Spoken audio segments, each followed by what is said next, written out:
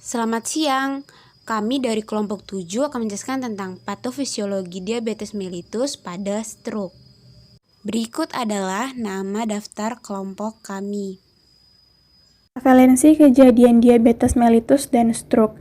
Menurut data Riskesdas tahun 2018, prevalensi kejadian stroke berdasarkan diagnosis dokter penduduk dengan usia lebih dari 15 tahun sebesar 10,9% atau sekitar 2.120.362 orang di Indonesia. Sedangkan prevalensi kejadian diabetes mellitus berdasarkan diagnosis dokter penduduk lebih dari 15 tahun sebesar 2%. Angka ini menunjukkan adanya peningkatan dibandingkan pada tahun sebelumnya, yaitu pada tahun 2013, yaitu 1,5%.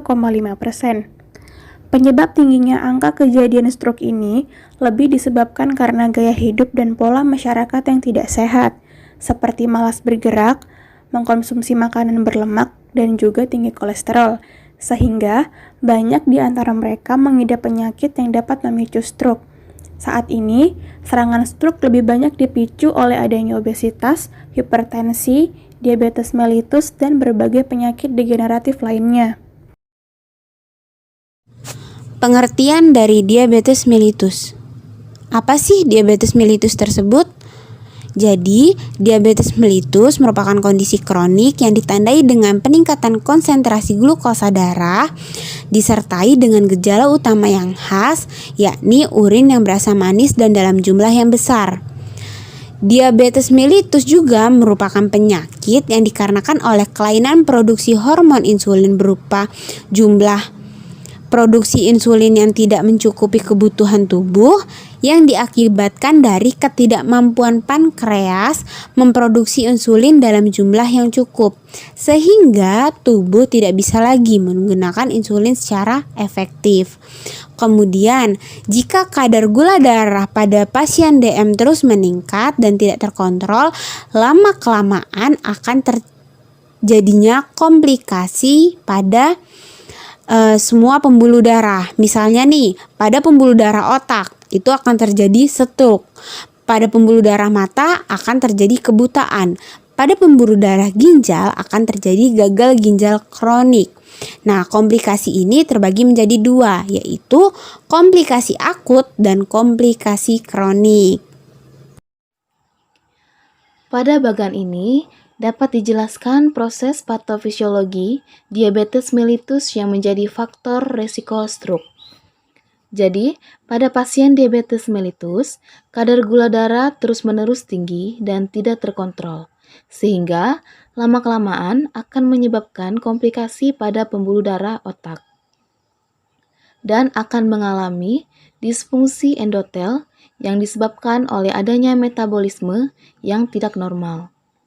Hal tersebut meliputi hiperglikemi, kelebihan asam lemak bebas, dan resistensi insulin.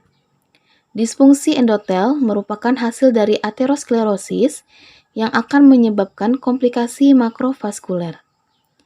Yang menjadi pemicu dari komplikasi makrovaskuler yaitu adanya ketidakseimbangan antara biofabilitas nitrit oksid dan akumulasi reaktif oksigen spesies.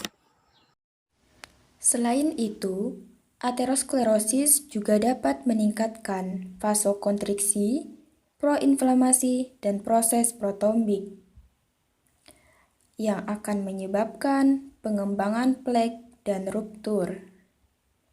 Plak yang matang akan mengalami ruptur dan merusak pembuluh darah, dan proses agregasi trombosit meningkatkan terjadinya koagulasi darah yang menyebabkan timbulnya pembentukan trombus.